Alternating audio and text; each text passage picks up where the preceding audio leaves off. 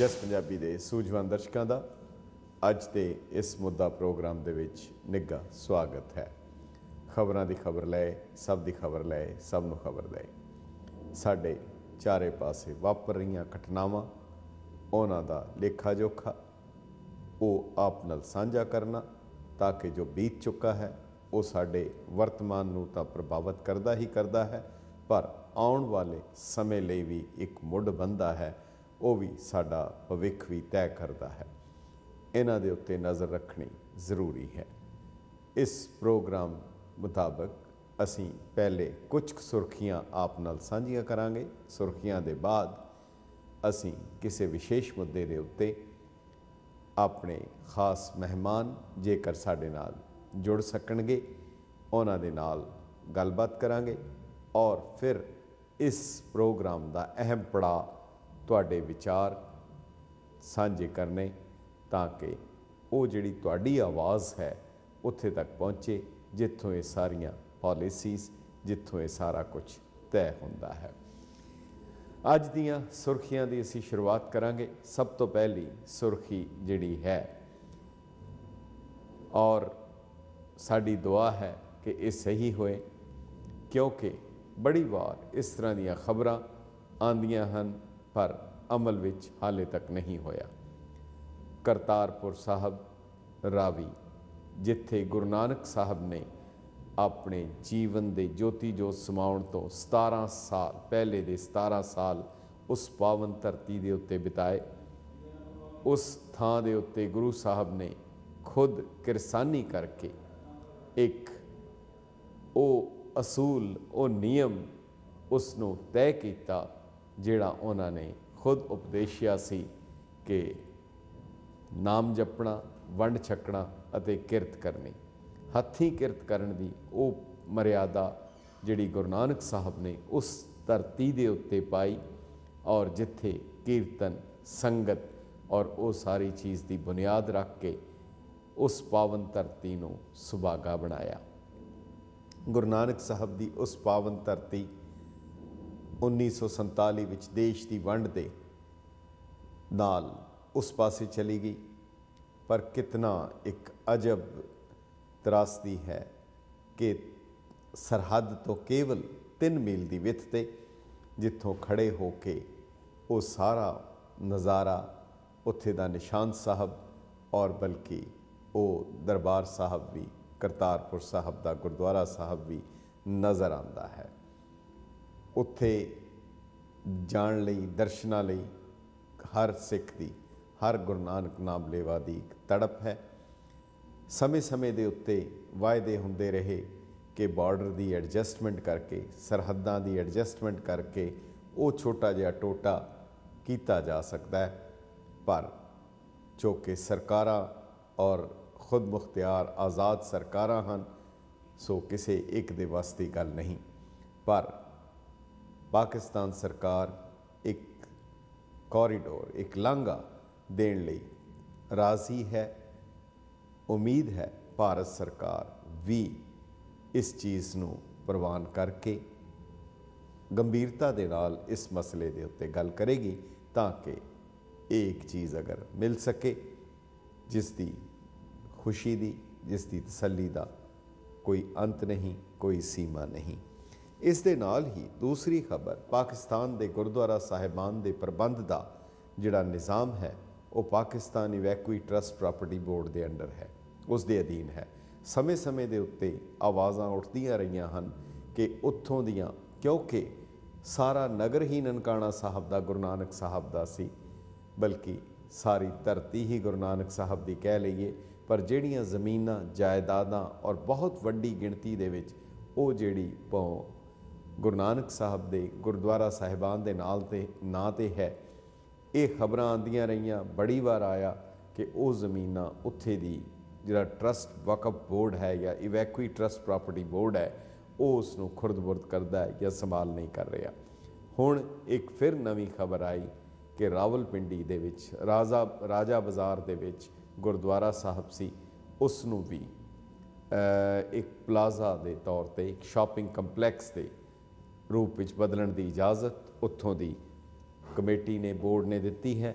ਜਿਸ ਦੇ ਉੱਤੇ ਜਿਸ ਨੂੰ ਭਾਵੇਂ ਇਵੈਕੂਈ ਬੋਰਡ ਦੇ ਡਿਪਟੀ ਚੇਅਰਮੈਨ ਉਹਨਾਂ ਨੇ ਉਸ ਤੋਂ ਇਨਕਾਰ ਕੀਤਾ ਹੈ, ਪਰ ਸੈयद फरजान अब्बास ने कहा है ये गलत है।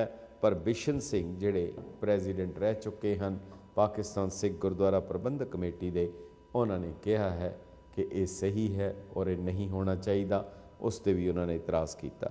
एक छोटी जी खबर है, घट गिणतियां दे नाल इंसाफ के लिए किन्नी लंबी जदोजहद करनी पैंदी है, जिथे बंदे रुख हो जाते हैं। एक बीबी किरणजोत कौर जिन्हां दे घर वाले शौहर 1984 विच कतल कर दिते गए। बाकी इंसाफ की गल तां की सी, उन्हां दा डैथ सर्टिफिकेट लैण लई भी थां थां उन्हां नूं धक्के खाने पे। 26 साल दे बाद हाई कोर्ट दे आर्डर दिता है SDM नूं कि इन्हां नूं डैथ सर्टिफिकेट 6 हफ्तियां दे विच जारी किया जाए। बाकी इंसाफ की गल तां पता नहीं कदों होएगी। जदों उन्हां दे पति की मौत हुई, उन्हां दे विआह नूं केवल 1 साल होया सी और उन्हां दा 2 महीने का बच्चा भी सी, जिहड़ा कि हुण जवान हो चुका है और वकालत पास कर चुका है। उसने कहा है कि मैं इस दे उत्ते कानूनी कार्रवाई भी करांगा और असी अपने बनते हक लवांगे। सो समा है एक छोटे जे ब्रेक का, उहदे बाद मुड़ हाज़र होंगे।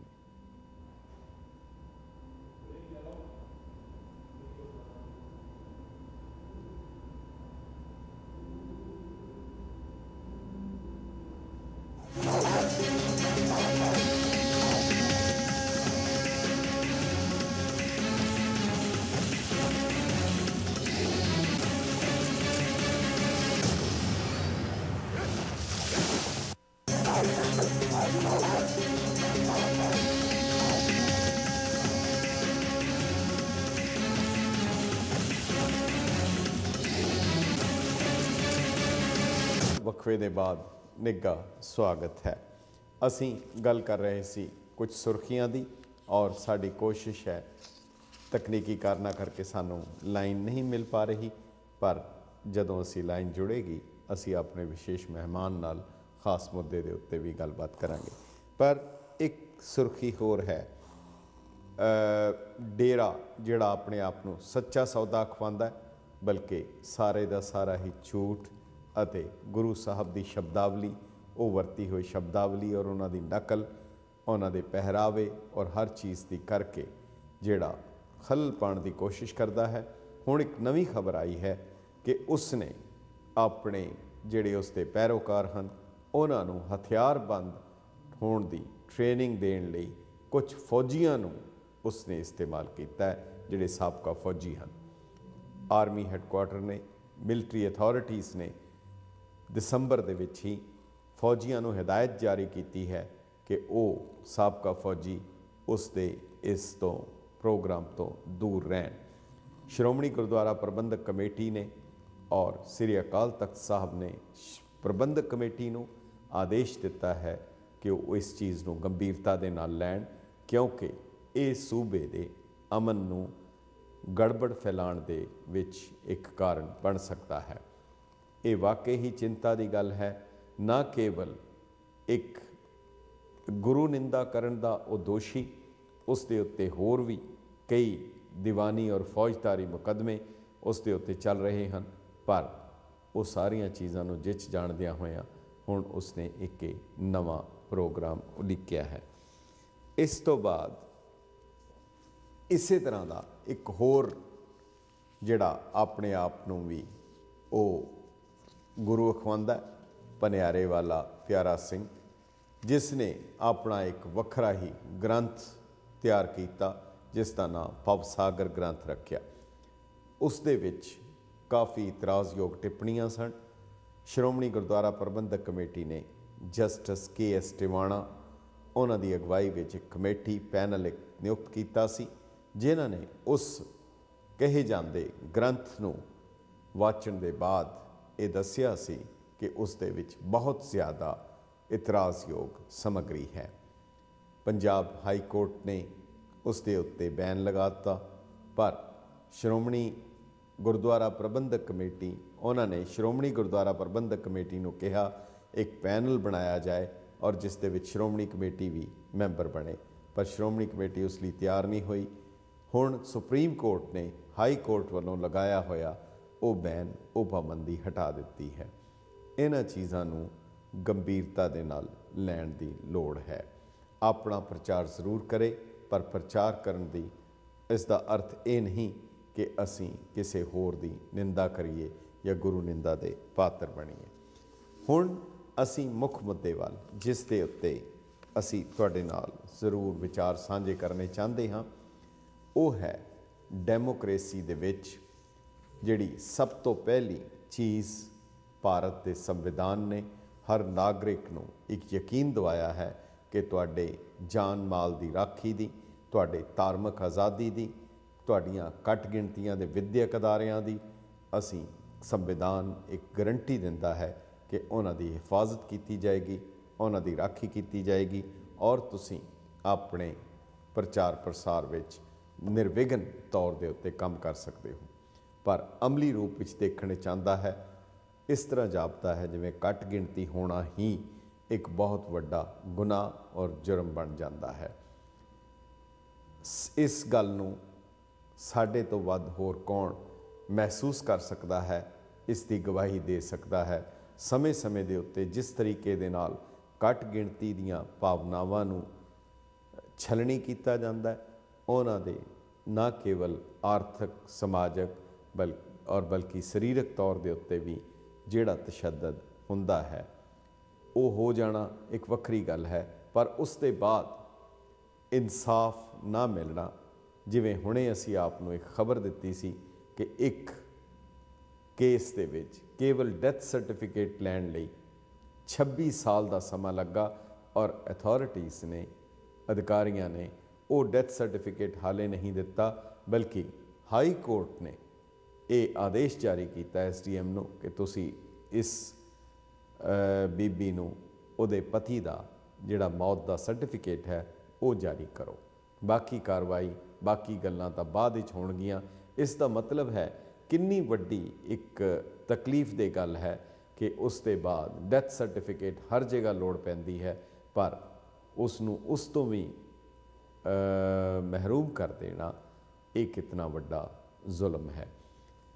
ਗੁਜਰਾਤ, ਜੋ ਕੁਝ ਦਿੱਲੀ ਦੇ ਵਿੱਚ ਵਾਪਰਿਆ 1984, ਜੋ ਕੁਝ ਹੋਰ ਦਿੱਲੀ ਹਿੰਦੁਸਤਾਨ ਦੇ ਸ਼ਹਿਰਾਂ ਵਿੱਚ ਵਾਪਰਿਆ, ਸਿੱਖਾਂ ਦੇ ਨਾਲ ਹਕੂਮਤ ਦੀ ਸ਼ਹਿ ਦੇ ਉੱਤੇ, ਹਾਕਮ ਜਮਾਤ ਦੀ ਸ਼ਹਿ ਦੇ ਉੱਤੇ ਜੋ ਕੁਝ ਵਾਪਰਿਆ, ਜਿਸ ਨੂੰ ਨਿਰਪੱਖ ਜਮਾਤਾਂ ਨੇ, ਨਿਰਪੱਖ ਜਿਹੜੇ ਕਮਿਸ਼ਨ ਸਨ, ਉਹਨਾਂ ਸਾਰਿਆਂ ਨੇ ਇਸ ਚੀਜ਼ ਨੂੰ ਪੂਰੀ ਤਰ੍ਹਾਂ ਕਾਂਗਰਸ ਪਾਰਟੀ ਨੂੰ ਔਰ ਸਰਕਾਰ ਨੂੰ ਦੋਸ਼ੀ ਠਹਿਰਾਇਆ। ਪਰ ਉਸ ਦੇ ਹਾਲੇ ਤੱਕ ਉਹ ਇਨਸਾਫ ਦੀ ਇੱਕ ਆਸ, ਇੱਕ ਕਿਰਨ, ਇੱਕ ਗੁਹਾਰ ਚੱਲ ਰਹੀ ਹੈ। ਪਰ ਗੁਜਰਾਤ ਦੀ ਵੀ ਗੱਲ ਕਰੀਏ ਤਾਂ ਉਹ ਵੀ ਇੱਕ ਕਾਫੀ ਦਰਦਨਾਕ ਇੱਕ ਦੁਖਾਂਤ ਹੈ, ਜਦੋਂ ਗੋਧਰਾ ਦੇ ਵਿੱਚ 60 ਹਿੰਦੂ ਯਾਤਰੀ ਜਿਹੜੇ ਟ੍ਰੇਨ ਦੇ ਵਿੱਚ ਸਨ, ਉਸ ਰੇਲ ਨੂੰ ਸਾੜ ਦਿੱਤਾ ਗਿਆ, ਜਿਹਦੇ ਵਿੱਚ 60 ਯਾਤਰੀ ਉਹ ਮਾਰੇ ਗਏ। ਇਸ ਦੇ ਬਾਅਦ ਜਿਹੜੀਆਂ ਇਨਕੁਆਇਰੀਜ਼ ਹੋਈਆਂ, ਜਿਹੜੇ ਕਮਿਸ਼ਨ ਬਣੇ, ਉਹਨਾਂ ਨੇ ਹਾਲੇ ਤੱਕ ਇਸ ਦਾ ਪੱਕਾ ਕਾਰਨ ਉਹ ਨਹੀਂ ਦੱਸਿਆ। ਪਰ 2002 ਦੇ ਵਿੱਚ ਗੁਜਰਾਤ ਦੇ ਵਿੱਚ ਬਹੁਤ ਵੱਡੇ ਪੈਮਾਨੇ ਦੇ ਉੱਤੇ ਫਸਾਦ ਹੋਏ, ਦੰਗੇ ਹੋਏ, ਜਿਨ੍ਹਾਂ ਵਿੱਚ 1000 ਤੋਂ ਵੱਧ ਵਿਅਕਤੀ ਮਾਰੇ ਗਏ, ਜਿਨ੍ਹਾਂ 'ਚੋਂ ਜ਼ਿਆਦਾਤਰ ਮੁਸਲਮਾਨ ਸਨ। ਜਿਸ ਦੀ ਸ਼ੱਕ ਦੀ, ਜਿਸ ਦੇ ਉੱਤੇ ਇਲਜ਼ਾਮ ਦੀ ਸੂਈ ਔਰ ਨਿਰਪੱਖ ਜਿਹੜੇ ਏਜੰਸੀ ਸਨ, ਉਹਨਾਂ ਸਾਰਿਆਂ ਨੇ ਗੁਜਰਾਤ ਦੇ ਸਰਕਾਰ ਜੋ ਹਾਕਮ ਸੀ ਭਾਰਤੀ ਜਨਤਾ ਪਾਰਟੀ ਦੀ, ਉਸ ਦੇ ਉੱਤੇ ਦੋਸ਼ ਆਰੋਪਣ ਕੀਤਾ। ਇਨਕੁਆਇਰੀਆਂ, ਕਮੇਟੀਆਂ, ਕਾਨੂੰਨ, ਉਹ ਪ੍ਰਕਿਰਿਆ ਚੱਲਦੀ ਰਹੀ ਔਰ ਹੁਣ ਸੁਪਰੀਮ ਕੋਰਟ ਹਾਲਾਂਕਿ ਇਸ ਕੇਸ ਨੂੰ ਮੋਨੀਟਰ ਕਰ ਰਹੀ ਹੈ, ਪਰ ਇੱਕ ਬੜੀ ਹੀ ਅਜੀਬ ਜੀ ਖਬਰ ਆਈ ਕਿ ਉੱਥੋਂ ਦੇ सरकारी वकील जिसका नाम ही SB वकील है, उसने एक अदालत विच बयान दिता है कि वो जिहड़ा रिकॉर्ड सी 2002 दे दंगियां दा वो असी 2007 दे विच जला दिता है, साड़ दिता है। बाकी तो इंसाफ, बाकी फैसले की होने हैं, वो रिकॉर्ड ही ये कह के ये बहुत वड्डी एक घटना है, सिस्टम दे उत्ते एक बहुत वड्डा प्रश्न चिन्ह लगांदी है कि किस तरीके दे नाल वो रिकॉर्ड जिहड़ा एक अहम दस्तावेजी रिकॉर्ड है, जिस विच व्हीकल दे लॉग बुक्स, गड्डियां दी लॉग बुक्स, उन्हां नूं कित्थे गड्डियां गईयां, जिहड़े मैसेज आंदे है, पुलिस दे ट्रांसमिशन दे मैसेज और होर सारा रिकॉर्ड है, वो SB वकील, सरकारी वकील ने ये बयान दिता है कि वो रिकॉर्ड जला दिता गया, क्योंकि और वो जो असी जलाया है वो स्टैंडर्ड मैनुअल के मुताबिक जो साडा प्रोसीजर है उस दे मुताबिक असी उस रिकॉर्ड नूं हुण नहीं सांभण की लोड़ समझी। इस दे उत्ते गुजरात के साबका DGP जिहड़े उन्होंने इस दे उत्ते सख्त इतराज़ किया और जिहड़े उसकी इनकुआरी कर रहे सन, जिन्हां दे कोल खुद अपनी डायरी सी, गुजरात सरकार ने उन्होंने भी ये कहा सी कि तुसी अपनी डायरी ते वो दस्तावेज़ दे दिओ, पर उन्होंने इनकार कर दिता सी, बल्कि उन्होंने चार्जशीट भी किया गया कि तुसी वो डायरी देण तो क्यों इनकार कर रहे हो। असी इस दे उत्ते होर विस्तार सहित गल करांगे और नाल ही आप दे विचार भी लवांगे, पर एक छोटे जे ब्रेक के बाद।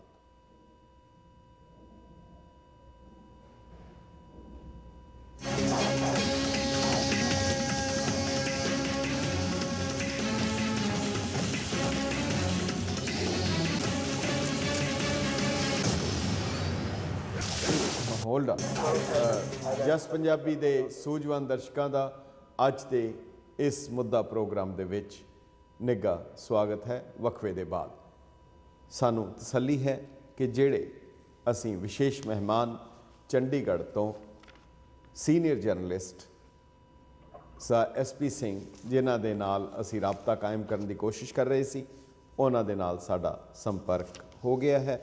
सो जिवें असी तुहानू वो जिक्र किया है, वो सारे हवाले जिहड़े दिते हैं कि गुजरात के DGP इंटैलीजेंस ब्यूरो दे जिन्हां ने RB श्री कुमार, उन्होंने ये कहा है कि सरकार ने भावें वो स्टैंडर्ड प्रोसीजर की गल करती है, पर जिहड़ी IPC इंडियन पीनल कोड है और पुलिस मैनुअल है उसनों बिल्कुल उन्होंने नज़रअंदाज किया। बल्कि इत्थे तक उन्होंने कहा है कि ये जिहड़ी पर्सनल डायरी ये नाल होर कागजात सन, मैनू सरकार ने बड़ा मजबूर किया कि मैं ये उन्होंने वापस दे दियाँ, पर मैं नहीं दिते, जिस करके मैनू ये दिक्कत हुई।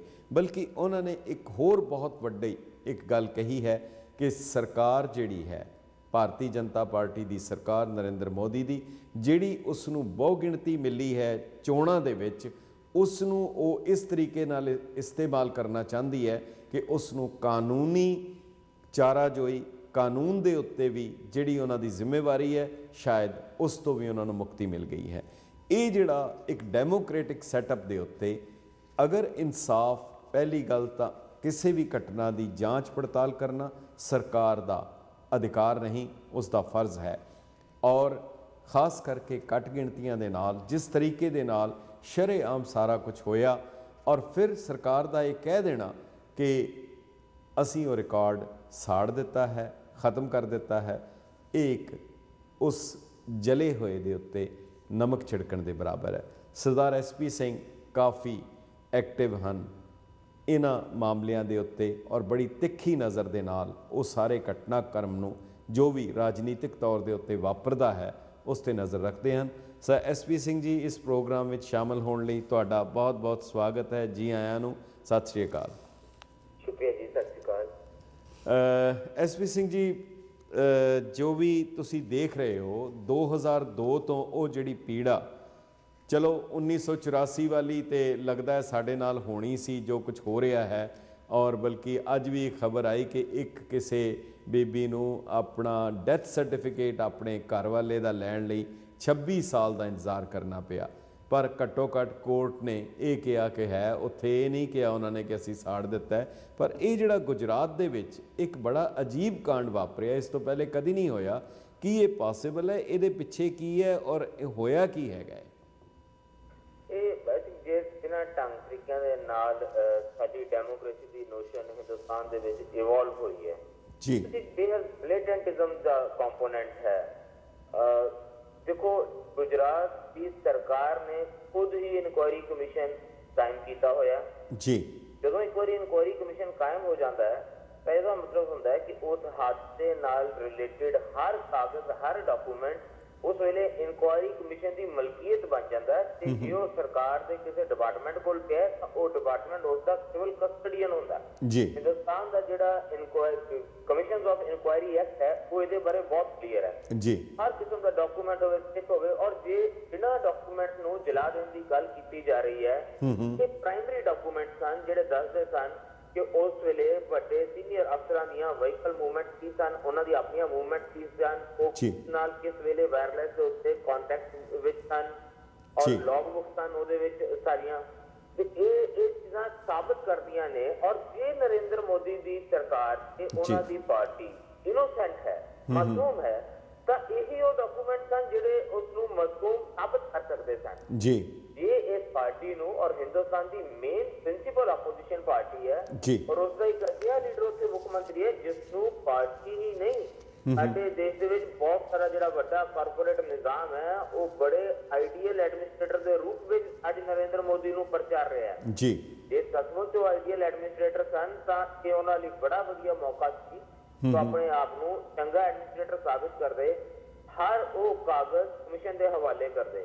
जी। इस गल का भी अफसोस है कि अजे तक किसी कमीशन वालों मंगे ही नहीं सन गए। हाँ जी। ना केवल ये राजनीतिवाना दी जिहड़ी अंदर असल सोच है उसनूं उजागर कर रहा है, जिहड़े इन्हां ढंग तरीकिਆਂ ਦੇ ਨਾਲ so called standard operating procedure का नाम दे के जी ये सारे कागज ये सारे डॉक्यूमेंट खत्म कर रहे हैं, डिस्ट्रॉय कर रहे हैं। बल्कि उन्हां कमीशन की कारगुजारी के उत्ते भी ये चपेड़ है, उन्हां दे उत्ते बड़ा सख्त कमेंट है, उन्हां बारे सच है कि वो इस किस्म के कागजां नूं ते इन्ने सेंसिटिव डॉक्यूमेंट नूं अज एक पुलिस अफसर दे जिस पुलिस अफसर के अंदर परमात्मा का कोई डर उजागर होया तो उसने कहा कि मैं तो केवल सच बोलांगा, मैं उन्हें सरकार के अगे नहीं चुकांगा।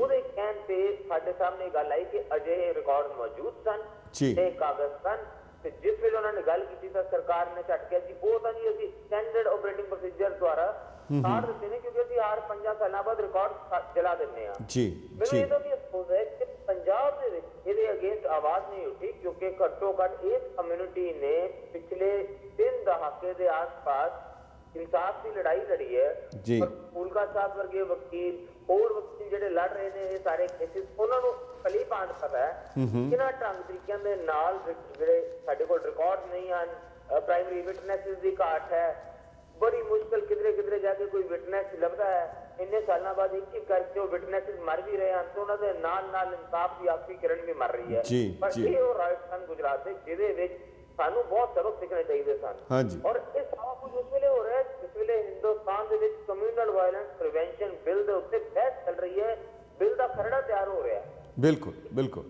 बिल्कुल कित्थे साडी मंशा कित्थे पई है ते असीं कारगुजारी दिखा की रहे हैं दुनिया नूं और असीं अपने आप नूं दुनिया की सब तो वड्डी डेमोक्रेसी कहने हैं। SP सिंह जी गल एक है इहदे च एक सवाल बड़ा अहम उठदा है कि घट्टो घट्ट पंजाबियों के नाल सिखां दे नाल खास करके जो कुछ वापरिया इन्हां दा फर्ज सीगा कि उस चीज़ नूं क्योंकि इन्हां दे नाल सारा कुछ भुगत चुका है पर की केवल इस करके कि जिहड़ी भारतीय जनता पार्टी नाल उन्हां दी अनकंडीशनल सांझ है वो इहदे विच एक बड़ी वड्डी रुकावट बन के पेश हो रही है।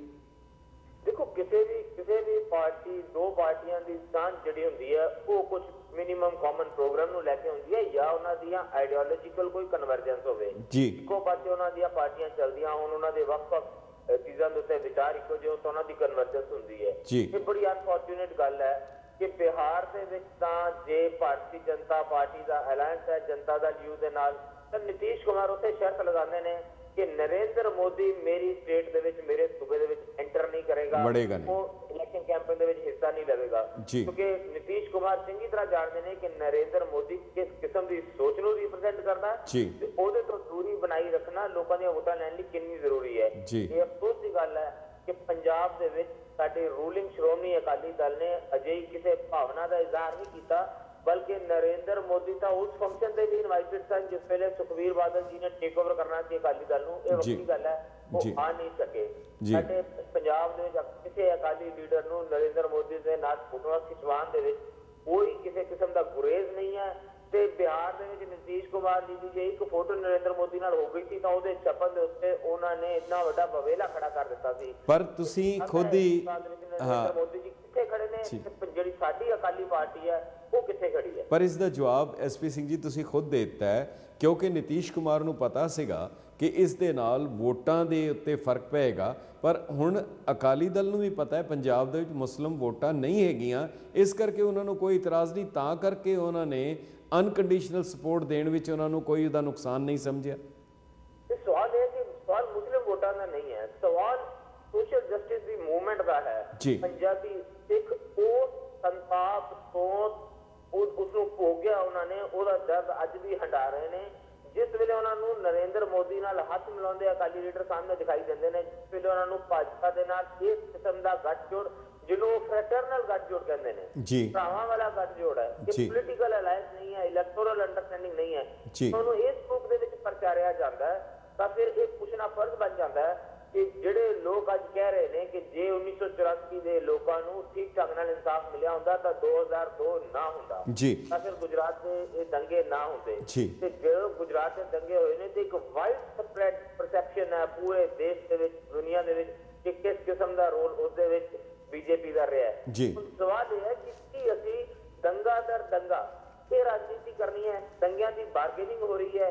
ਜਿਸ ਵੇਲੇ ਕਾਂਗਰਸ ਗਾਲਾਂ ਕੱਢੇ ਬੀਜੇਪੀ ਨੂੰ ਗੁਜਰਾਤ ਦਾ ਨਾਮ ਲੈ ਕੇ, ਤਾਂ ਬੀਜੇਪੀ ਮੁੜ ਕਾਂਗਰਸ ਨੂੰ ਗਾਲਾਂ ਕੱਢਦੀ ਹੈ 1984 ਦਾ ਨਾਮ ਲੈ ਕੇ। ਇੱਕ ਗੁਜਰਾਤ ਦੇ ਵਿੱਚ ਵਿਧਵਾ ਹੈ ਜਿਹੜੀ ਇਹ ਕਹੇ ਕਿ ਮੈਂ ਕਦੀ ਵੀ ਬੀਜੇਪੀ ਨੂੰ ਵੋਟ ਨਹੀਂ ਪਾਣੀ। ਇੱਕ ਪੰਜਾਬ ਦੇ ਵਿੱਚ ਵਿਧਵਾ ਹੈ ਦਿੱਲੀ ਤੋਂ ਆਈ ਹੋਈ ਜਿਹੜੀ ਇਹ ਕਹੇਗੀ ਮੈਂ ਕਦੇ ਵੀ ਕਾਂਗਰਸ ਨੂੰ ਵੋਟ ਨਹੀਂ ਪਾਣੀ।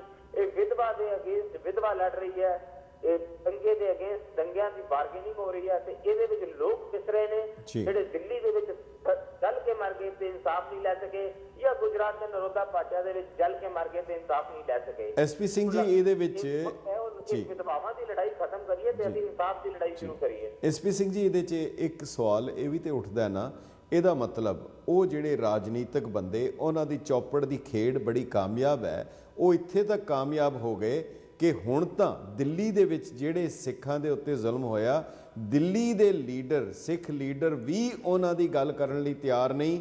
ਉਹਦੇ ਲਈ ਵੀ ਜੇ ਗੱਲ ਕਰਨ ਤੇ ਪੰਜਾਬ ਵਾਲੇ ਹੀ ਕਰਨ, ਦਿੱਲੀ ਦੇ ਸਿੱਖ ਉਹਦੇ ਲਈ ਵੀ ਤਿਆਰ ਨਹੀਂ ਹੈਗੇ, ਉਹਨਾਂ ਦੇ ਲਈ ਕੁਝ ਵੀ ਕਰਨ ਲਈ ਤਿਆਰ ਨਹੀਂ। ਇਹਦਾ ਕੀ ਕਾਰਨ ਹੋਇਆ? ਮੈਨੂੰ ਲੱਗਦਾ ਜਿਸ ਵੇਲੇ ਤੱਕ ਅਸੀਂ ਲੜਾਂਗੇ ਕਿ ਸਿੱਖਾਂ ਦੇ ਉੱਤੇ ਜ਼ੁਲਮ ਹੈ ਤੇ ਉਹਦੇ ਖਿਲਾਫ ਸਿੱਖ ਲੜਨ।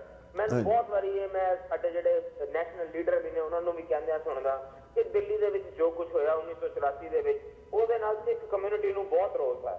ਮੈਨੂੰ ਲੱਗਦਾ ਸਾਨੂੰ ਪੁੱਛਣਾ ਚਾਹੀਦਾ ਹੈ ਤੁਹਾਨੂੰ ਰੋਸ ਨਹੀਂ ਦੇਸ਼ ਦੀਆਂ ਬਾਕੀ ਕਮਿਊਨਿਟੀਜ਼ ਨੂੰ ਗਾਲਾਂ ਨਹੀਂ ਕੱਢੀਆਂ ਜਾ ਰਹੀਆਂ? ਜੇ 3000 ਲੋਕ ਜ਼ਿੰਦਾ ਜਲਾ ਦਿੱਤੇ ਜਾਂਦੇ ਨੇ ਤਾਂ ਕੀ ਬੰਗਾਲੀ ਕਮਿਊਨਿਟੀ ਨੂੰ ਰੋਸ ਨਹੀਂ ਹੋਵੇਗਾ? ਮਦਰਾਸੀ ਕਮਿਊਨਿਟੀ ਨੂੰ ਰੋਸ ਨਹੀਂ ਹੋਵੇਗਾ? ਦੁਨੀਆ ਦੇ ਵਿੱਚ ਜਿੱਥੇ ਵੀ ਇਨਸਾਫ ਪਸੰਦ ਰਹਿੰਦੇ ਨੇ ਉਹਨਾਂ ਨੂੰ ਰੋਸ ਨਹੀਂ ਹੋਵੇਗਾ?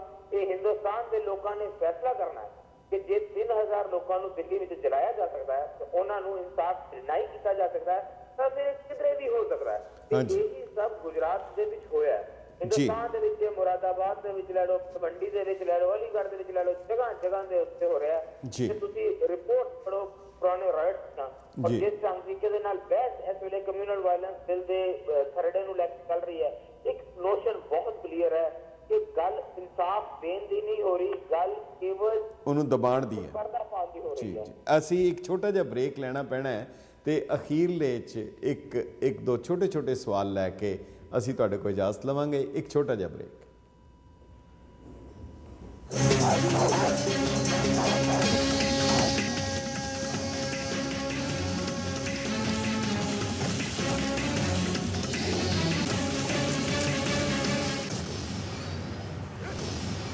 ਜਸ ਪੰਜਾਬੀ ਦੇ ਸੂਝਵਾਨ ਦਰਸ਼ਕਾਂ ਦਾ वक्फे के बाद निघा स्वागत है। सरदार SP ਸਿੰਘ सीनियर जर्नलिस्ट साढ़े नाल दंगियां की राजनीति, दंगियां ਦੇ ਉੱਤੇ जो मिनोरिटीज़ ਦੇ ਨਾਲ जो कुछ ਹੁੰਦਾ है उस ਦੇ ਵਿੱਚ आम लोग क्यों इतने उपराम हो जाते हैं, क्यों ये समझा जाता है कि जिस दे नाल वापरिया है उही उसकी सार लैन, और जेकर साडे नाल वापरिया है फिर जे साडे गुआढ़ी नाल वापरदा है असी भी ओहो ही वतीरा क्यों अख्तियार करते हैं।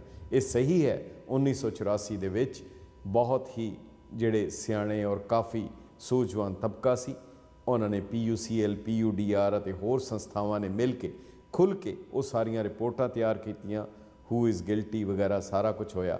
पर इत्थे अज जो कुछ हो रहा है धक्काशाही, निरी धक्केशाही। SP ਸਿੰਘ जी साडा सवाल एक छोटा है, हुण जदों सरकार ने ये कह दिता कि साडे कोल कोई रिकॉर्ड नहीं, आखिर अदालतां एक कोर्ट ऑफ लॉ है, कोर्ट ऑफ जस्टिस नहीं है। जज फाइलां देख के फैसला लिखदा है, जस्टिस नहीं करता।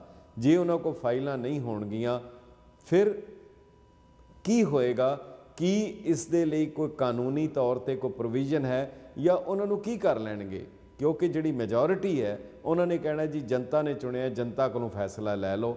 इस हालत दे विच जिवें पहले भी जिवें एक बार जदों बरुआ जदों चीफ सी उन्हें कहा सी वी वांट कमिटेड जुडिशरी, इस हालत दे विच मिनोरिटीज़ दे कोल, इंसाफ पसंद लोगों के कोल सरकार दे इस वतीरे दे बाद हुण अगला कदम की हो सकता है, की होएगा जी?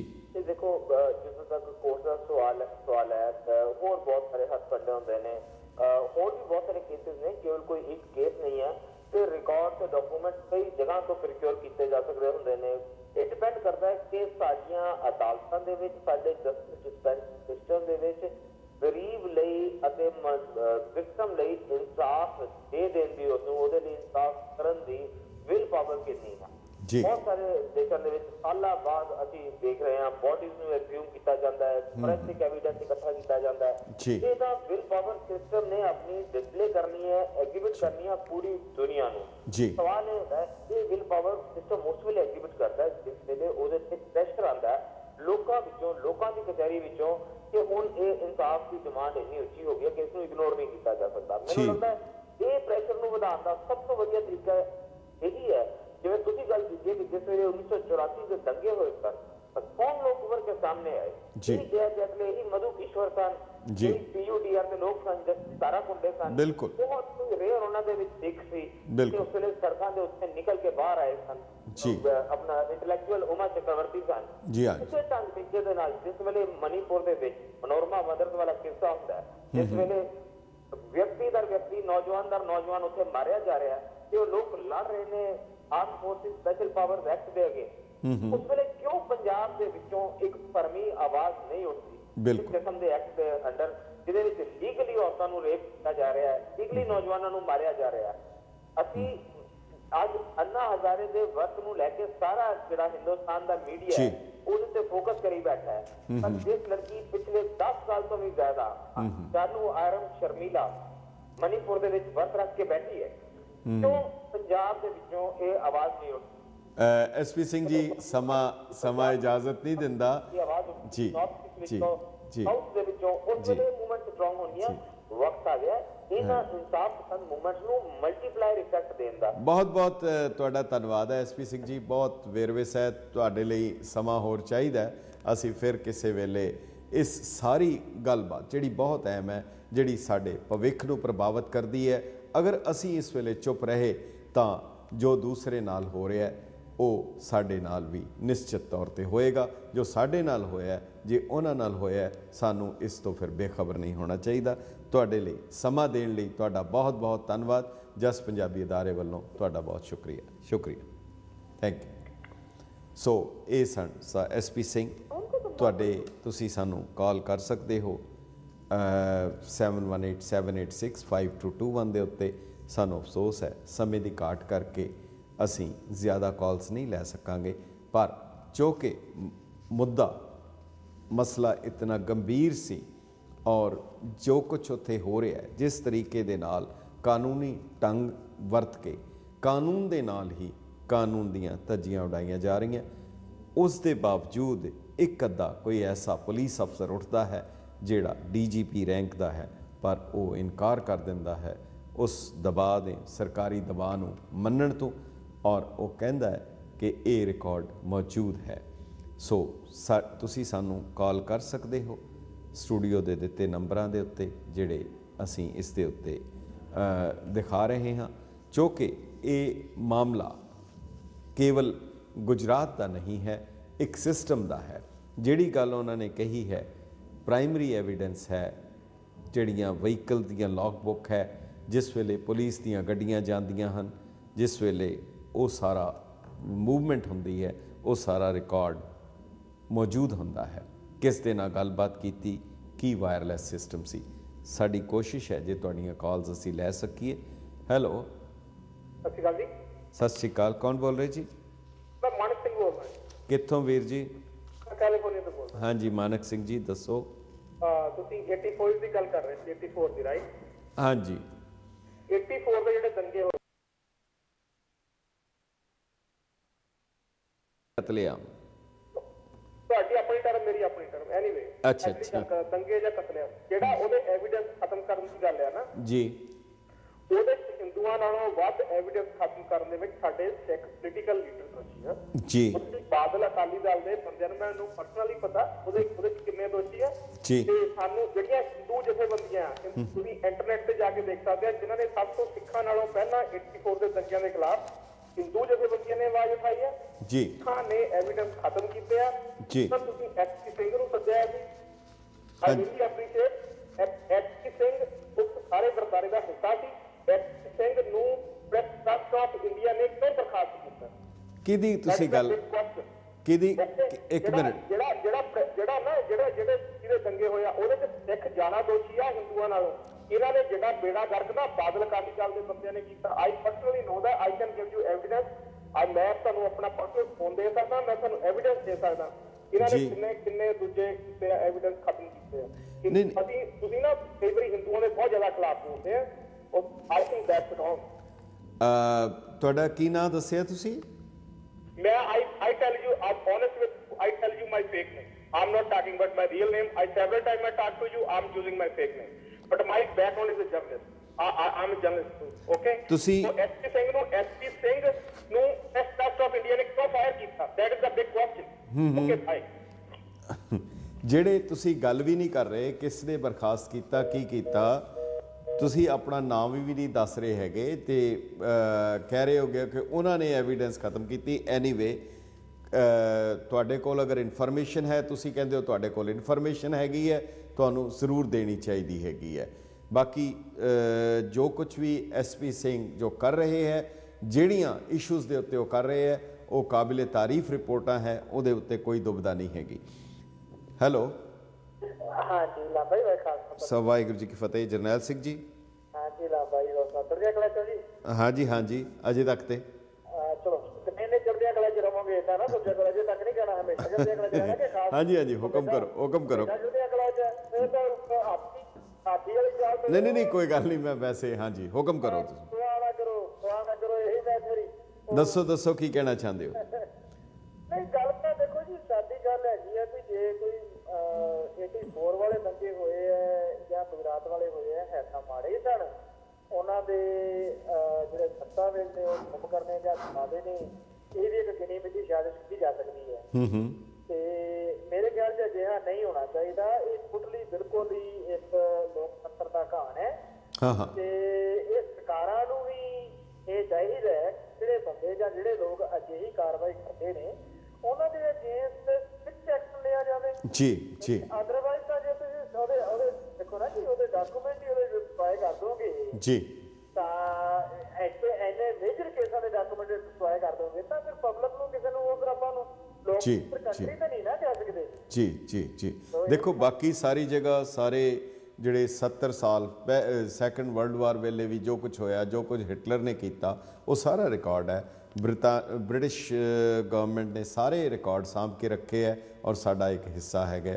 ਪਰ ਇਹ ਹੋਣਾ, ਇਹ ਇੱਕ ਬਦਦਿਆਨਤੀ, ਇੱਕ ਨੀਅਤ ਜਿਹੜੀ ਹੈ ਘੱਟ ਗਿਣਤੀਆਂ ਦੇ ਨਾਲ ਵਰਤਾਰੇ ਦਾ ਲਖਾਇਕ ਹੈ। ਬਹੁਤ ਧੰਨਵਾਦ। ਨੀਅਤ ਤੇ ਸ਼ੱਕ ਕਰਦਾ, ਉੱਥੇ ਬੜੀ ਮੰਦਭਾਗੀ ਘਟਨਾ ਹੈ।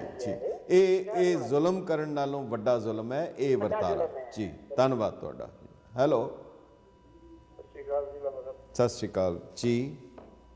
ਹਾਂਜੀ, ਮੈਂ ਗੱਲ ਕਰ ਰਹੀ ਸੀ ਕਿ ਆਪਾਂ ਗੱਲ ਕਰ ਰਹੇ ਹਾਂ ਸੂਬਿਆਂ ਦੀ ਕਿ ਇਹਦੇ ਵਿੱਚ ਇਹ ਹੋਇਆ ਇਹ ਹੋਇਆ ਸਾਰੀਆਂ ਮਿਨੋਰਿਟੀਜ਼ ਤੇ ਹੋਇਆ ਜੀ। ਮੈਂ ਸ਼ੁਰੂ ਕਰਦਾ ਹਾਂ ਪੰਜਾਬ ਤੋਂ ਜੀ। ਪੰਜਾਬ ਦੀ ਪੰਜਾਬੀਅਤ ਨੂੰ ਨਾਲ ਲੈ ਕੇ ਪੰਜਾਬ ਵਿੱਚ ਇੱਕ ਮੁੱਦਾ ਤਿਆਰ ਕਰਕੇ ਕਿ ਸਿੱਖਾਂ ਦੇ ਨਾਲ ਕਿਤੇ ਵੀ ਕੁਝ ਵੀ ਹੋਇਆ ਤੇ ਸਾਡੇ ਪੰਜਾਬ ਦੇ ਪੰਜਾਬੀ ਕਿਹਨਾਂ ਨਾਲ ਹੋਣੇ ਚਾਹੀਦੇ ਆ। ਪੰਜਾਬੀ ਹੋਣ ਦੇ ਨਾਤੇ ਮੈਂ ਇਸ ਗੱਲ ਦਾ ਮੈਂ ਮੁੱਦਾ ਉਠਾਉਣਾ ਕਿ ਮੈਂ ਰਾਜਕੁਮਾਰ ਹੁੰਦੇ ਹੋਏ ਮੈਂ ਨਾਲ ਆ, ਜਦ ਕਿ ਸਾਡੇ ਅਰੋੜਾ ਪਰਿਵਾਰਾਂ ਦੇ ਵਿੱਚ ਪਹਿਲਾ ਜਿਹੜਾ ਹੁੰਦਾ ਸੀ ਪੁੱਤਰ ਉਹਨੂੰ ਸਿੱਖ ਬਣਾਇਆ ਜਾਂਦਾ ਸੀ ਜੀ।